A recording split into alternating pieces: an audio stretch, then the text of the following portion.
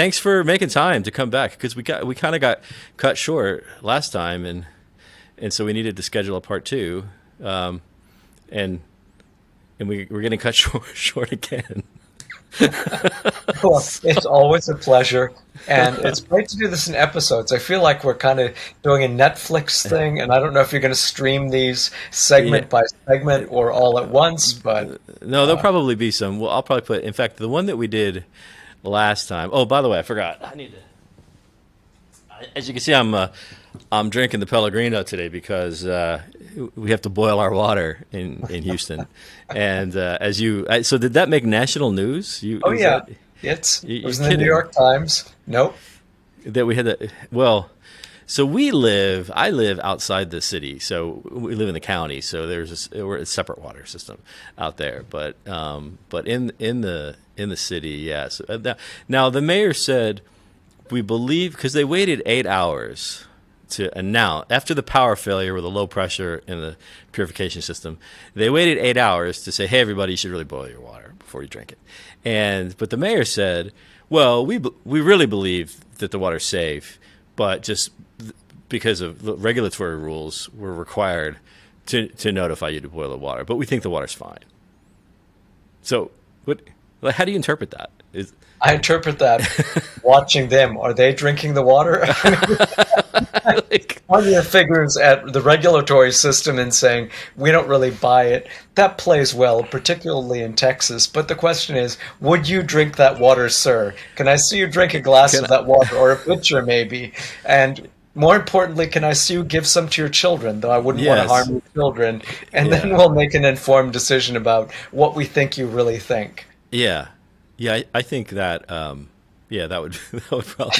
I mean, so like I said, we're outside, but the studio here in the studio it is Houston City Water here in the studio. So I guess that means I'm not going to use the ice machine. But usually I would be drinking from the bar, which is right over there. But it's possible I may have had kind of a late night last night. It was a little long, so I'm maybe still drying out a little bit. So I got my water. So how are things? And I'm laughing about the water thing because it was just, what was it, like 2 days ago when I sent you this snarky picture in a text, right, that showed $2.40 I was paying for gasoline, which it's what is it in San Francisco, like $4, $5? Oh, ridiculous. No, it's between $5 and $6, depending on where you go. So, my little car, which has about a 12-gallon tank, has gone from about just under $100 to fill up to about between 60 and 70 to fill up, which feels like real progress out here. Yeah, like practically free. It's like it's almost Yeah, nothing. well, Um, I remember when I was a kid and gasoline was $2 or $3 a gallon. I haven't seen it there was one point during the pandemic when yeah. gas was really low, but aside from that, no, that's Well, you ridiculous. must remember though. Okay, so I don't know. I feel like you and I are similar ages. We are. We are. In the '80s, when I first got my driver's license in the '80s, early '80s, it was right after the oil crash in '83. So I started driving in '82. So, and gas, at least here in Texas, was down to like 79 cents a gallon for after that crash for a while. And I had a 1975 Honda Civic, and I could fill up the tank for about $8. That was all it cost. Did that not happen in California? Oh, you weren't were you not in the country then? I can't, no, I was here. I can't believe you can remember how much it, it's funny as hell that you had a Honda Civic and that I had a Plymouth Barracuda, but put that aside for a moment. I can't remember how much it cost to fill it. I can remember gas being around a buck and a quarter a gallon. I don't ever remember it being under $1 a gallon, but Yeah, it may it not have been. wasn't top of my radar either. Yeah, I just remember because I remember I could pretty much get the spare change out of my car, and anyway. Uh, but speaking of California, today, and by the way, I didn't really properly introduce you, David Kippen. You're the episode that we recorded already that actually hasn't come out yet because I did a whole bunch. So the show launched about a month ago. I did a whole bunch of episodes, to kind of get it going, and I believe that yours so the one we already did is going to publish, I think, next week. It's on the schedule for Okay. next week. So then this one will come somewhere. It probably won't be right after that, but it'll be probably within. I don't want to give people two in a row with you because No, they might lose interest in the show, and you then might just yeah, leave. yeah, and then but one of the things that we wanted to talk about last time, which we did not have time for, is this town. So under the heading of the American Dream, there's this town, this remarkable city in California, and I can't remember anything that you said about it except that it was really interesting, and we wanted to come back and talk about it again. So what is that all about? So the city is Antioch, California. Antioch. Antioch has such an interesting history. So it was founded, it's one of the oldest cities in California. It's older than the state of California. And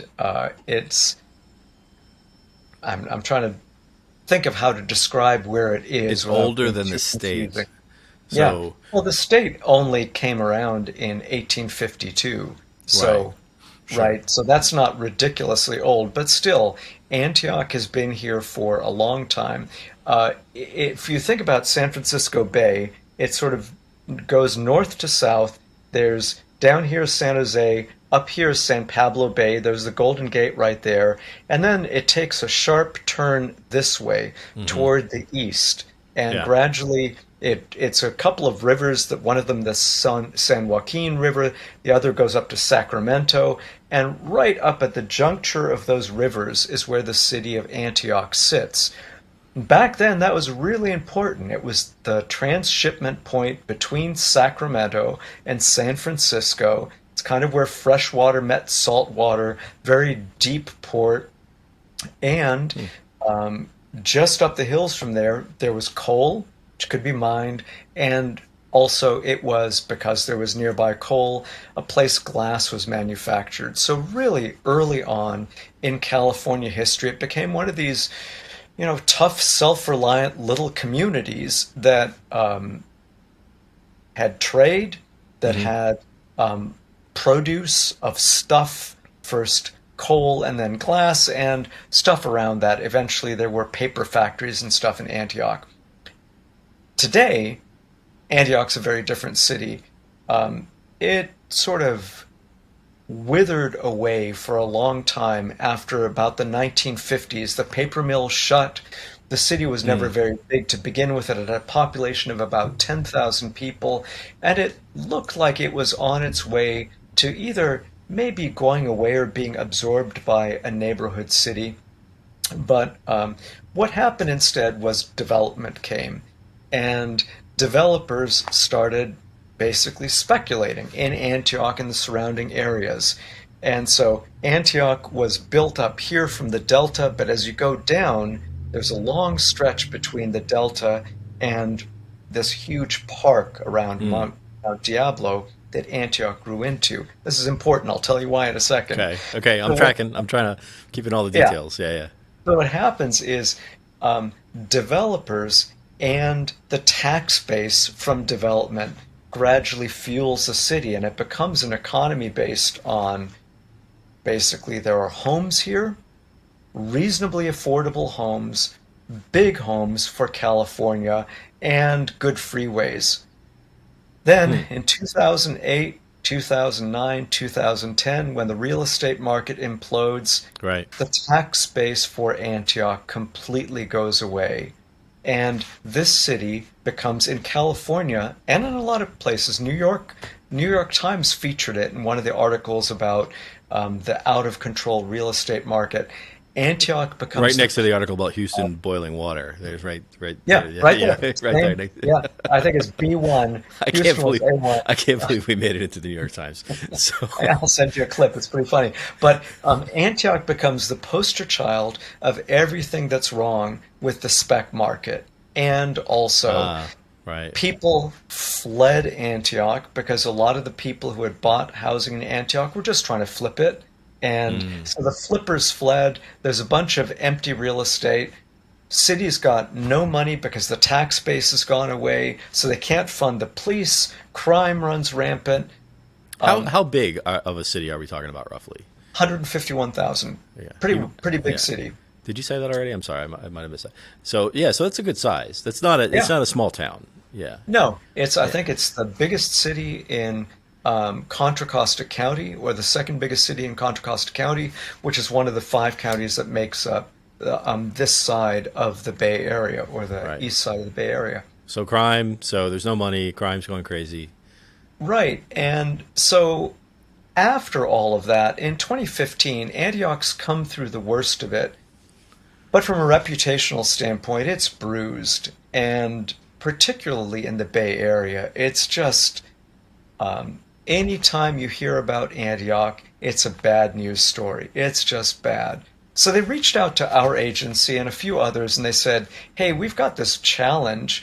We've got what we think is a pretty great city, but right now, people just think of it as, this wasteland of criminality and stuff. Mm. So how can you help? What can you do?"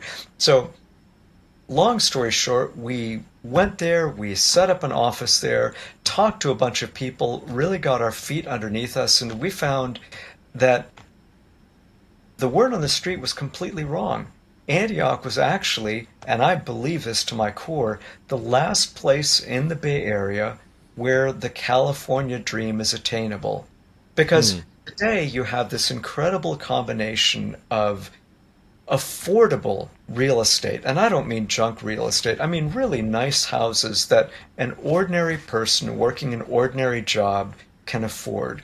You've got the Today, cusp you have that all today today. in Antioch. Today, Wow. yeah, you can get a nice house in the lower mid hundreds in Antioch, which in California No, is that's crazy. crazy. Wow. And it gets better because of all that history of Antioch being a place that got things done. Uh, there's deep water infrastructure. There's not just light industry. There's stuff that's zoned for heavy industry Huh. available in Antioch. There are Right. big parcels of land available in Antioch, and there's a city council that's really dedicated to helping businesses survive in Antioch. So there's this esprit de corps in Antioch of come make it, come show us Yeah. what you can do. That's actually pretty remarkable and pretty wonderful. So our agency's been working on putting the word out, but I think there's a larger story there that says, what does it say about a place like the Bay Area that only a place like Antioch can truly say, come here for the California dream? You Yeah. know, it, Yeah. That is life is remarkable. good elsewhere, but only in Antioch can an ordinary person with an ordinary set of goals, like I'm not going to build Facebook, I just I want to start a machine shop, Yeah. or I want to do something with my hands, or I want to do something with craft or cannabis or whatever. That's the place to go, but you got to go there to make it happen. Yeah. So what? That is fascinating. So there's a couple things I'm thinking about there. One is you mentioned a couple times California Dream, which is interesting. It's sort of in if in the universe of the American Dream, there's kind of different. Like the California Dream is one of those like flavors, I guess you could say, of Yeah. the American Dream, which. Uh, I mean, people used to write songs about going to California, right? Um,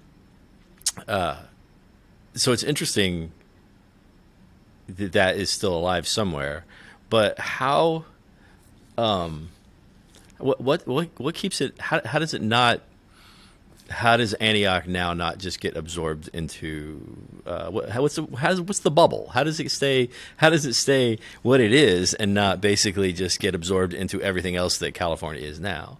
Which isn't. I'm not saying is a terrible thing, but it's obviously different. Well, I think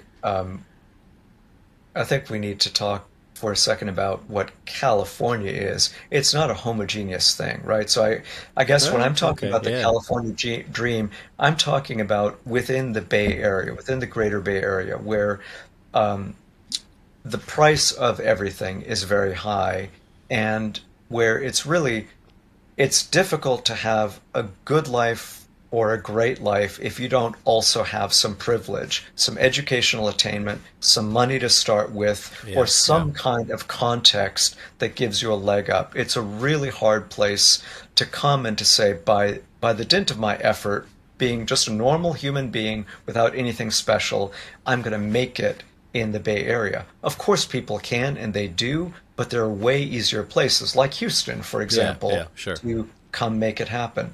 Antioch is unique in the Bay Area, but it's not unique in California. There are a Mm. lot of places in California that are much less expensive, but the difference is they're also not very connected. So if you look at the Central Valley, there are cities like Bakersfield, like Buttonwillow, like Chico. There are a lot of places where you can live a very nice California life, but it's a huge state. And what you give up is you're not very connected to what you might consider the centers of energy or reputation that really emanate from Los Angeles and Yeah. that core area and from the Bay Area. So I think there are about 13 different slices you can take of California that are fairly unique and different.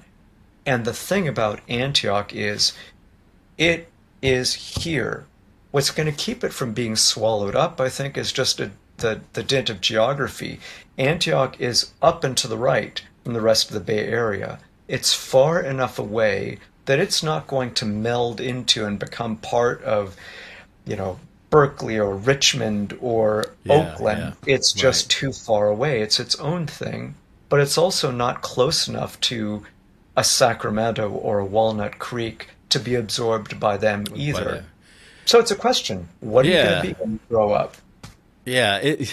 So you made an interesting point, which you always do. But as you're talking, I'm realizing, yeah, I think those of us outside of California, certainly here in Texas, we tend to think that it's California is. I mean, obviously, we know that there's different areas and regions, and some places where you grow wine, and some places where you don't grow wine, and or grow. Did I just say grow wine? Grow, make wine, grow grapes, whatever you want to do. I said it was a long night last night. Um, you know, but I guess we do tend to think that of it as this sort of ubiquitous everything wherever you go in California. You're going to pay over $1 million for a two-bedroom fixer-upper, we kind of have a. I think we think of it all as being more or less the same Yeah. in that regard. Like there's obviously different industries and businesses in California from different places, but in terms of where people kind of live and lifestyle and what you do, I think we think of that as being all more or less like the same thing. Well, I think that, it's not. And I think in Texas, you've got fewer flavors of difference than we have out here. You've got areas like the out toward Louisiana where it gets a lot more wet and hilly and full of trees. You've got the coast, and then you've got sort of the plains. California has mountains and oceans and deserts and all kinds of different terrains that Yeah, have right. attracted different kinds of people. But more importantly, the California dream predates all of that. If you think about Steinbeck and the Grapes of Wrath, when the Dust Bowl happened, people came from the center of the country where agriculture had failed out to California because of the agricultural heartland, because we had and still have this incredibly good soil and rain. And back in the day, you could put a broom in the ground and it would grow. And that wasn't about tech. It wasn't about $1 million homes. It was really It about was the about getting the central. right broom. You had to have the right Yeah. broom. That was Well, right. It was about the Central Valley, and it was about the opportunities available in California through hard work to be successful. And I think that's in our lifetime that's changed to something much more focused on the drivers of money in very select parts of California that aren't yeah, indicative of the whole yeah. state at all. Interesting. So I should have backed up when you first said California Dream. I should have backed up and we can talk about what that is because when you said that, I immediately had a notion, and I think this is part of what makes I don't know, maybe this is part of what over the course of decades and centuries drives silos I'm thinking in terms of the whole United States and all the different places, right? It's like the more information and the more things we know, and the more able we are to totally lost the point. Let me back up. The point was that you said California Dream, and I immediately had something in my head of what I thought that was. Yeah. I didn't. When you say California Dream, I didn't say, "Oh, what is that?" I don't know what that is. I had something in my head, but now as you're talking, I'm thinking maybe we don't have the same. We're not thinking the same thing, and that was my point about as we know more and more. But there's so much diversity from one place to another that we end up thinking that we know things that we don't. But we're not all thinking the same thing. So, That's such a good point. yeah, do you know? Did that make sense? Yeah, The second totally. time I tried to Yeah, I say it. mean, if you Yeah, think about the song California Dreaming, that, yeah, was part of the Summer of Love, that is, I think, what most people would probably first think about. They'd think about either the Summer of Love or they'd think about getting rich and famous. But those, the Summer of Love is hearkening back to a much earlier view of the California Dream that was, kind of agricultural, pre-industrial in some ways, and had much more to do with just what a beautiful yeah. landscape this state is and how it was still available. And you could come out here and you could get an incredibly beautiful plot of land and take care of yourself. When I think about opportunity, when I think about the California dream, I think much more in terms of self sufficiency, the ability to be self reliant, the ability to just make it without being extraordinary or having extraordinary advantage. It's so funny because I think had we not been having this conversation, I would think exactly the opposite. I would think, oh well, California is so sure. We would all love to live in a place where the weather's always good and the scenery's beautiful and all of the things. But how the hell are you going to live there? Because you can't afford it, and the only way that you're going to do it is, and if you move there from Texas, then you got to get used to a whole different set of rules about things. And how's anybody going to how's anybody in my mind it's like you have to have the exceptional situation. You have to be in some special situation if you want to go there. And what you said was the opposite. Well, I mean, I think both points of view are right. The reason Antioch is branded around opportunity lives here is because it is unique and because everything you said is true in the rest of the Bay Area.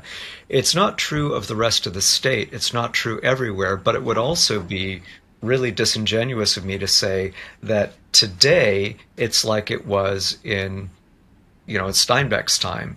It's not true that you Sure. can Yeah. move Yeah. to the Yeah. Central Valley and just sort of homestead your way to success. People in Central California they're having a really tough time. One of the Yeah. reasons that there's so much energy in the Republican Party in Central California, I don't think it is philosophical. I think it's practical. I think it's because it's a very hard place, and for many folks in many lines of work, feels like an overly regulated, overtaxed place to do what people want to do. And that's very different from, the California Steinbeck wrote about. But I want to pick up on another thread Yeah. Yeah. in what you said. I think there's a megaphone effect Hmm. today that's very different. So when you hear about California, where are you hearing from? Most of what you're hearing about is coming from the Los Angeles basin in the Right. form of media, and it's coming from San Francisco Bay Sure. Area in the form of tech. Right. When my grandfather moved to California from Texas, he moved because his mother's sister had moved out here and she wrote a letter talking about how nice Campbell was and that they should maybe leave Round Rock, Texas, which was Hmm. pretty hard, and come to the orchards in Campbell, which were really nice. Now, the orchard he eventually came to is now a parking lot, literally, Yeah. not figuratively, and it's part of Silicon Valley. All of those orchards are gone. It's just Yeah. urban sprawl. But the more important point is back in the day, people didn't hear about California so much by megaphones as by one-to-one letters saying, hey, it's better here in this very specific way that you're Yeah. looking for. Yeah. Come here. And it's just it's just a very different way of experiencing California or thinking about opportunity. Yeah, that's interesting. It's you're right. That is where our information comes from. That's the image that we get, and but the so the thing. So I'm going back to what you were saying earlier about originally the California dream. This is a place where you can come and you can and through hard and this is what so we've been having these conversations about the American dream on the show, right? And one of the things that comes up all the time is turns out you actually have to do work. You have Yep. to you have to do work, and but the notion that if you want to work, if you want to, hard work and dedication comes up all the time. Hard work and dedication. But if you want to do that, and you're willing to do that, then the notion is that you can. The concept of the American dream is if you come here and do that, or if you're from here, whatever, that you can not necessarily be a huge glamorous success, but that you can have what you described a minute ago, which is a good life where you can take care of yourself and you can have a basically better, richer, fuller life than you might have had somewhere else, or than you might have had if you didn't do the hard work. And one of the things that people I've had a couple of different guests now that have come here from other countries as adults, right? And one of the things that always comes up is you can come here and you can just do a whole lot of things that Americans take for granted that in other countries, and not necessarily like the evil authoritarian countries, but in a lot of like reasonable countries, you just can't do like you can't just decide to start a business, or you can, but it's very difficult and it takes a long time, and so we're relatively unencumbered. And so I'm saying all this to say that the description that you just gave of California is sort of like the classic California dream is kind of like epitomizes that whole notion, right? That's right. That's what California was, and it's interesting because it may be just me, but I don't think people who aren't from there, that's not how we think of it anymore. I think that's fair, and I think there's something else in what you were saying. Um, after last time we talked, I sent you the link to that book by Studs Terkel called Working that Mm. I just think is magnificent. What Terkel did was he interviewed a huge number of people about their jobs. He interviewed a gravedigger. He interviewed a prostitute. He interviewed a Hmm. secretary. And each of these interviews is about a page and a half, 2 pages of people just talking about their jobs. What's so fascinating about reading them is not the details of the jobs, though, some of them are pretty interesting. It's that at the time he did this, every single one of those people so obviously found dignity in the work they did. They were talking about hard jobs Hmm. that they took pride in doing well. Yeah. And because they did their hard jobs well, they had standing in their community. They were somebody, even if they weren't much of anybody.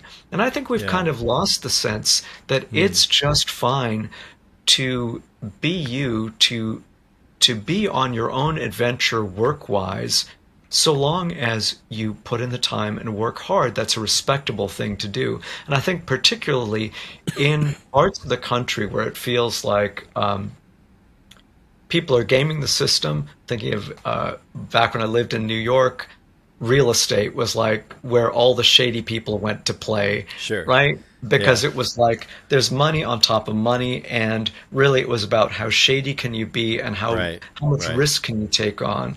Or out here, where sometimes the story is you got lucky with a good idea, somebody showered you with money and told you how to run it, and all of a sudden you're a billionaire. That obscures the fact that I think for most of us, the important idea here is that work hard, play by the rules, and you'll be okay. And you'll Yeah. be respectable and you'll be Right. respected. I think in the center of the country, we believe that. I think in Texas, in Indiana, in Michigan, there's a dignity in work in a sense that you're going to find dignity in work. Yeah. I don't think people believe that about California. It's Yeah. actually still true. It's very true. It's a little bit less true in some places where there's more money Yeah. than sense, but it's still very much part of our DNA here. And I think those loud megaphones that Yeah. characterize this part of the country drown out that reality. But you see it in places like Antioch. Yeah. And you Yeah. also see it, once you see it in places like there, you see it everywhere. Yeah. Interesting. Yeah, you're right. I think we don't think we think of I think most people who if you think about these things, which maybe most people don't, but we think about the fly everything. There's the East Coast and the West Coast, and everything else is flyover country. Everything we think of the East Coast and the West Coast as being something distinctly different from each other, similar in some ways, but they're distinctly different from everything in between, with the Yep. exception of maybe Chicago, which is sort of like misplaced because it probably should be over there or over there. and and but I guess that's I wonder if so I wonder what kind of effect that has on just in terms of the whole, because we see this now, right? There's so much people are talking about the country has never been more divided and polarized and things like this. And I don't know if that's really true. I don't know if it certainly seems more divided than it has been in my lifetime. But I don't know. There was a civil war once. That's pretty divided. Yeah. So so but if we it's ironic that in spite of all of our ability to have instant access to information from everywhere and social media and everything else, we have if we can't have a fundamental, like, accurate understanding of what the different parts of our country are like and the people who live there, like if we have a misunderstanding about places, then I don't see how you know what I'm saying? Like I do. that just seems like all kinds of bad. That just sounds like that's just going to continue to cause problems. You can't know how somebody's life is until you've walked a mile in their shoes. Sure, And I think right? that the big problem we have right now is that we don't do that. Um, my grandfather was born in 1906. One of the most impactful things in his life was as a young man, he and a friend of his took a Model A Ford across half the Mm-hmm. country. They drove it and they camped on the side of the road. Nobody else was doing this. He learned about the country. World War II came. A bunch of young men went to Europe, went to Mm-hmm. Asia, came back here. They had skills. They went camping. They explored this country. They saw places. They met one another. They met them in battle as Americans. We're on Yeah. the same side, the same team, no matter where you come from. Then they came back and they got in their little cars because they knew how to light fires and pack and have kits. They took their kids camping. They went and saw this country. They cross pollinated in the same kind of way. So again, it's like the point to point letters. Everybody's having their unique experiences of the same country and figuring out what it means to be an American. And it's not that you're always right or that I'm always right. It's that it's a big country and we're both right, and that's fine. Yeah. Yeah. And today we've got highly centralized sources of information that are doing the heavy lifting for us of explaining it to us. We're not experiencing it. We're believing it because our tribe believes it. I Yeah. actually don't think we're that divided. I think if we faced an existential threat and we had to line up, we'd know damn sure who the Americans were. Sure. We'd all be Yeah. on the same side, and these huge differences we feel now wouldn't be that big, but I also think they're a lot more amplified than they are real. And look at what we're doing, Texas guy and California guy. Yeah. How Yeah. different are we really? Not so much, right? Right. Right. I've got better water, you've got better gas, whatever. That was so.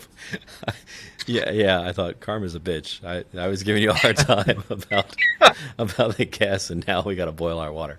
Um, yeah, no, that's a good point. So I'm looking at the clock, and I promised you that I would get you done here in the next 2 minutes. So that's it's good stuff. And some interesting things there for me that usually I feel like I know what people are going to say, but I actually had I had no idea that that picture of California is really different. It's really different from what we. But your point about, yeah, maybe the divisions aren't as real as we think, because and I've thought this often in recent years, which is, a lot. There's been a lot written. People have done PhDs on why Rome fell exactly, but one of the common themes is that, like, things got too easy for too long. They didn't have any more enemies. They didn't have any existential threats, and then you can sort of trace that into, like, how they just sort of became like a mess. And I thought that often about us. Like, maybe I'm not saying we need another existential threat, but it seems like that is when you really find out, right? Like, it kind of cuts through all the crap when that happens. Yeah, I think that analogy is useful to a certain extent, but um, I think there was also a point at which at which the Roman Empire gave itself over to being an empire ruled by Caesars that Yeah. Right. fundamentally diluted the Senate. And once you've capitulated and put a strong person of any stripe in charge, I Right. think you can count the days. But listen, in the interest of time, I want to invite you.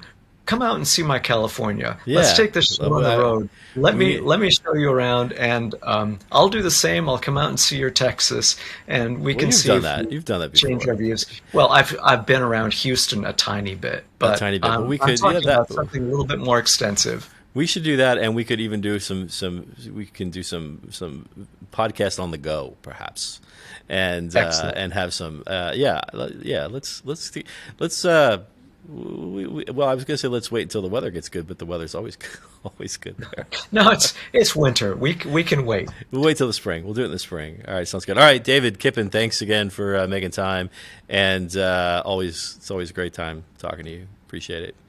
Great seeing you too. Have a great rest of your day, and Merry Christmas.